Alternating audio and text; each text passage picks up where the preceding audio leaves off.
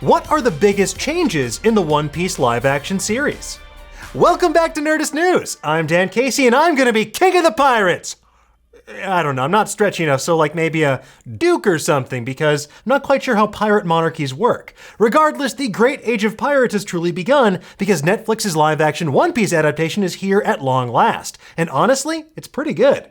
One Piece seemingly broke the Netflix live-action anime curse by weaving a refreshing and original take on the source material that's enticing to both longtime fans and newcomers alike, and most importantly, to series creator Eiichiro Oda. He was involved intimately throughout the entire process. While the first season follows a rough adaptation of the arcs and events of the anime's East Blue Saga, the live-action series makes several changes and, dare we say, improvements on the source material.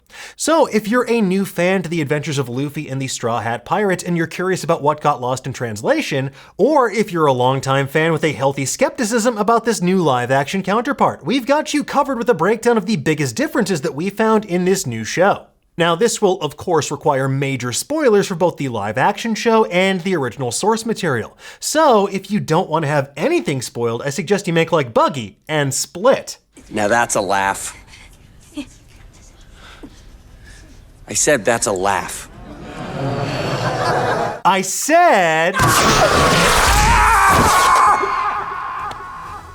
Anyway, let's get into it, shall we? Since we're on the subject of Buggy the Clown, let's start off with everybody's favorite red-nosed pirate. But now that you mention it, is that thing for real? The core of Buggy's original role in this early arc of One Piece remains mostly the same. The clown pirate and his circus-themed crew have taken over a small town, but the adaptation does make a few changes to scale down some of the action.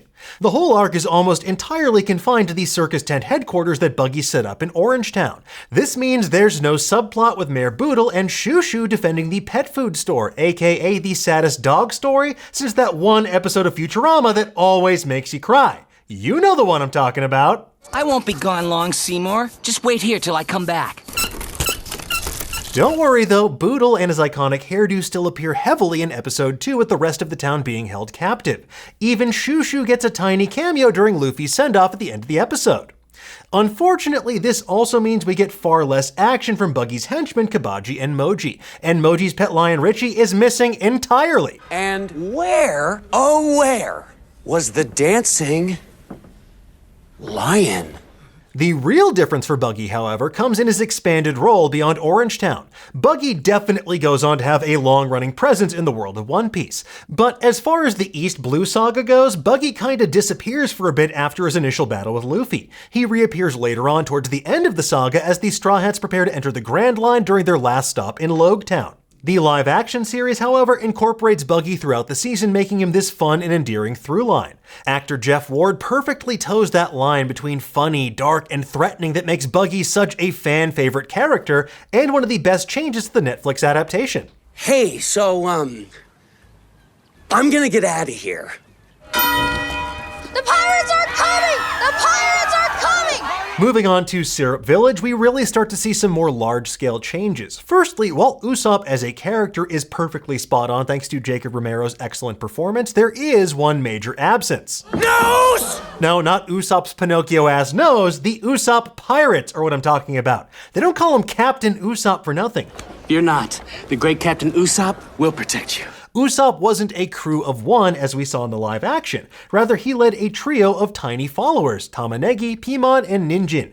This scrappy crew of local children was a small but instrumental part of Usopp's introduction in the anime and manga, because not only did they assist the Straw Hats in protecting the village from Kuro and his Black Cat pirates, but they served as a much-needed emotional core to Usopp's journey and growth as a character. However, like Buggy in Orange Town, the action of Syrup Village was likewise scaled back to a mostly singular location and a much smaller cast. In the original version, Kuro's plot involved his old crew arriving to attack the village after he had faked his death and gone into hiding for several years, acting as Kaya's butler, Klahadore. However, Kuro's plan to kill Kaya and inherit her wealth had another part in the source material. It was revealed during his battle with Luffy that Kuro intended to kill his entire crew as well to continue his life in hiding. And this treachery and disregard for his crew is a core moral conflict that ultimately fuels Luffy's motivation to defeat Kuro. In the Netflix series, we get a somewhat abridged version of this plan, with not only Kuro, but two of his henchmen, Buchi and Sham, also impersonating members of Kaya's staff. Siam! And Buchi! Together we are the Meowban brothers! At your service! While the goal is ultimately the same, the rest of the Black Cat crew is absent from the plot. Kuro's backstory is left a bit more vague and unexplained here. Axe Hand Morgan is still the one who's credited with taking down the Black Cat pirates and capturing Kuro, but we don't get the full story of how Kuro faked his death. In the original story, Kuro's former first mate Django is instrumental to pulling off this scheme.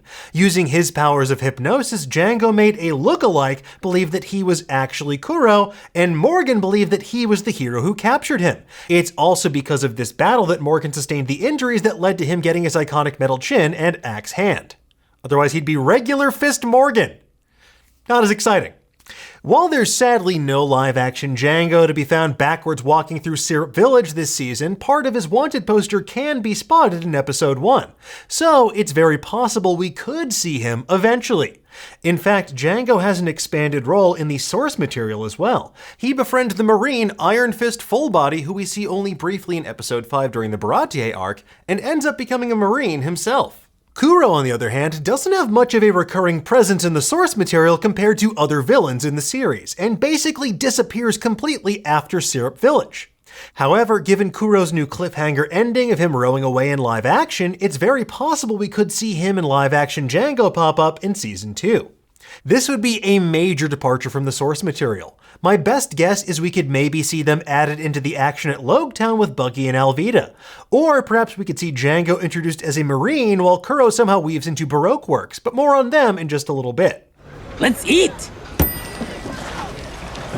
Next up, let's talk about Baratier, which is probably the most altered arc from the source material. Firstly, like Syrup Village, some supporting characters are tragically missing, namely Zoro's former bounty hunting friends, Johnny and Yosaku. It's not really a huge loss story-wise. This duo mostly just offers comedic relief from the sidelines rather than anything consequential to the plot. But they do offer a bit of fun backstory and world building for Zoro's character prior to joining the Straw Hat crew. It's similar to Usopp's pint-sized pirates in Syrup Village, but a little bit different. More glaringly, though, the original version of this story centered around a much different antagonist, with the Baratier being attacked by the pirate captain Don Krieg rather than Arlong. The Netflix series does include Krieg in a brief moment during Mihawk's introduction, but it's more of a glorified cameo than anything else. Now, admittedly, Krieg's probably the weakest villain of the East Blue Saga from a story standpoint. The character really only serves as a measuring stick for Luffy's power scaling, with no real personal connection to any of the main characters in the same way the rest of the saga's villains have. So, the decision to change things for a more narratively driven condensed version works much more in the live-action show's favor here out of all the other arcs. Basically, the Baratier in the original story is this chaotic point in the East Blue Saga. There is a lot of stuff going on at once. The Straw Hats arrive at Baratier, Sanji gets introduced, he feeds Gin, Gin returns with a starved and weakened Krieg, and after being fed, Krieg attacks the restaurant wanting to use it to return to the Grand Line. Mihawk then shows up in pursuit of Krieg, Zoro challenges Mihawk, Luffy dukes it out with Krieg and his crew, and amid all of the chaos of this happening, Nami takes off with the Going Merry, betraying the Straw Hats and setting up the next arc. Instead, the live-action show wisely chooses to focus on 3 main character beats. Number 1, Sanji's introduction, establishing his personality, his values, his motivation through backstory, and ultimately his relationship with the Straw Hats. Number 2, Zoro's challenge to Mihawk, furthering his motivation to become the world's greatest swordsman, and consequently showing how far he still has to go to attain that dream. At the same time, it solidifies his dedication to Luffy in pursuit of it. And finally, number 3, Nami's reckoning with the emotional conflict of her new feelings for the Straw Hats, as she is ultimately forced to betray them so she can protect them. Now, admittedly, when early trailers seemed to indicate that Arlong would be replacing Krieg at Baratier, it was a little concerning how things might pan out. But seeing it in action, it's another brilliant change that culminates into a much more cohesive and streamlined arc that feels more organically woven into the overall narrative of this saga.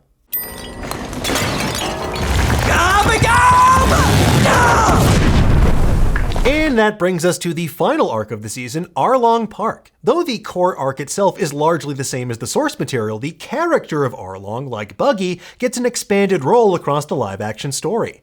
In the anime, Arlong only comes into the picture during the Baratie arc in the form of a wanted poster that Nami finds after they encounter Johnny and Yosaku. But even then, we don't know much about him until after Baratie, when the rest of the crew follows after Nami and we formally enter the Arlong Park arc. Oh my god, say that 5 times fast. Use Arlong Park arc. I feel insane. Anyway, the live-action series does a much better job here of establishing Arlong early on as the big bad of the East Blue and the ultimate endgame for the season. Much in the same way later villains in the series like Crocodile would be introduced and encountered earlier on in a particular saga before their final showdown with Luffy, it seems like Oda-sensei wanted to use this opportunity to retroactively turn Arlong into a similarly long-game villain for the East Blue saga. This change allowed for some fun, original interactions between Arlong and some other characters like Buggy and Zeph. And it also helped to build the world of East Blue and make it feel more interconnected rather than the more compartmentalized nature of the source material for this saga. With that said though, the most egregious omission in the Arlong Park arc, and dare I say the whole season, is the absence of the best character in all of One Piece, and that is Momu. If we can't get a giant adorable sea cow, what's the point? We want answers, Netflix. We want answers. Hey, stop! Where are you going? Get back here, Momu! You can't just leave!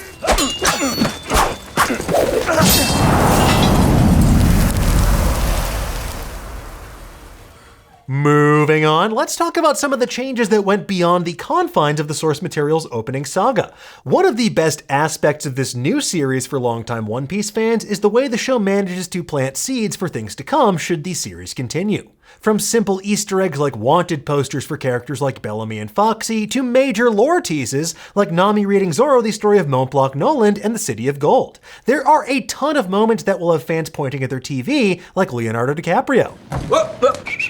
More like One Piece upon a time in Hollywood. Now that's a laugh. I said that's a laugh. One of the biggest and most overt of these early references is to Baroque Works. This shadowy organization plays a major role in the source material's epic saga after East Blue. And this isn't just a subtle Easter egg, I mean, they literally mention it right away. Baroque Works tries to recruit Zoro, and that's how we meet the character in the live-action show. You should know, it's a high honor to be asked to join our ranks. Kinda got my own thing going on.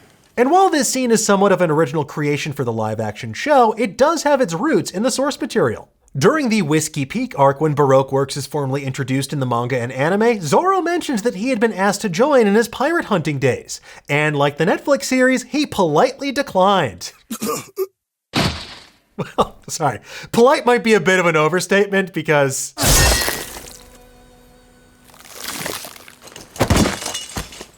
However, that moment in Baroque Works as an entity aren't mentioned until over 100 chapters into the manga. Instead, we're getting Baroque Works episode 1 of this adaptation, and that's a very exciting way to lay the groundwork for this major threat to come. And Zoro's introduction isn't the only connection either. Later in that same episode, we learn that Garp and the Marines have been pursuing Baroque Works as well. It's a great way to further establish this crime syndicate as a major player in the world of the live-action show. And while that's unfortunately the last we hear of Baroque Works for the time being, it's definitely a nice teaser for what's to come should this series get renewed for a season 2.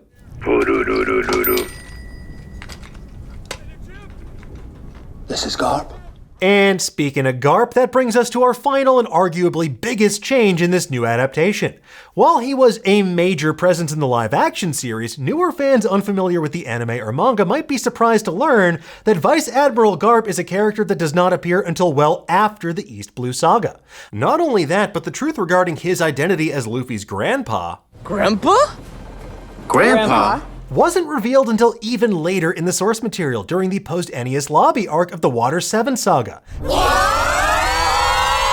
That's over 400 chapters into the manga to put things in perspective. What?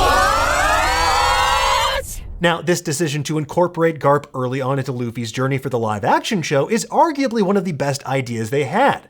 Showrunner Steven Maeda even spoke about it in a recent interview with Collider.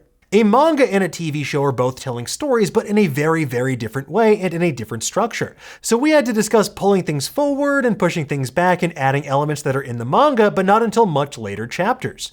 For example, the Marines. You know Garp, who's after Luffy and Koby and Helmeppo, and that story isn't in the first 100 chapters of the manga. It comes in around chapter 300 or something that they show up. And I thought I really wanted to have stakes and antagonists with teeth who are not just the kind of pirate antagonists that they were going to run into. So I really wanted to push this idea that the Marines were hot on their trail. But why? It's like, what's the important thing about this kid? And that makes a lot of sense, because in the source material, the Marines kind of fall into the background after the Romance Dawn arc. You get brief appearances by characters like Fullbody and Baratie and Nezumi during Arlong Park, but they don't really feel like a direct threat to the Straw Hats. They're like minor threats in the background that just happen to be there to contrast the main pirate action. It's really not until Loguetown and the introduction of Smoker, who was also teased during the Netflix show's final scene, that we get a more formal Marine antagonist to Luffy and the Straw Hats in the manga and anime. And even then, his interest in Luffy and their relationship develops slowly over time. So starting off with Garp instantly creates these much more personal stakes, and that works really well for the Netflix show. And it should transition nicely when they up the ante when Smoker formally enters the picture in Season 2. Introducing Garp so early gives us the added bonus as well of spending more time with Koby. Koby is another character who kinda disappears after his intro in the early chapters of the manga. Eventually, he comes back into the picture later on with Garp. Given how connected Koby's story is with Luffy, it's great to see the parallels of their early growth through the East Blue Saga in a more direct and substantial way than what we got in the source material. So all in all, this series really proved that change isn't always a bad thing, and it showcased how that can often be a strength when it comes to adaptation. One Piece as a franchise is this unparalleled achievement in long-form storytelling, and the live-action series wisely set out to not merely retread what came before it, but rather to boldly chart its own course into the East Blue and beyond. Using the insight and benefit of 2 decades of story, the showrunners and Eiichiro Oda have crafted something that honors the source material while often improving on it to form something that's new, exciting, and full of possibility. Anyway, folks, there you have it. Those are the biggest changes we could find in the live-action One Piece series. But tell us, what did you think of the Netflix show? What were some of your favorite Easter eggs? And what are you looking forward to most in the second season? And why did you say Tony Chopper? Don't mock me! Oh, never mind that. I'm just being silly. No, seriously, I'm being such a fool. Anyway, let us know in the comments below, and for the latest and greatest in the world of pop culture, make sure you stay tuned to Nerdist.com.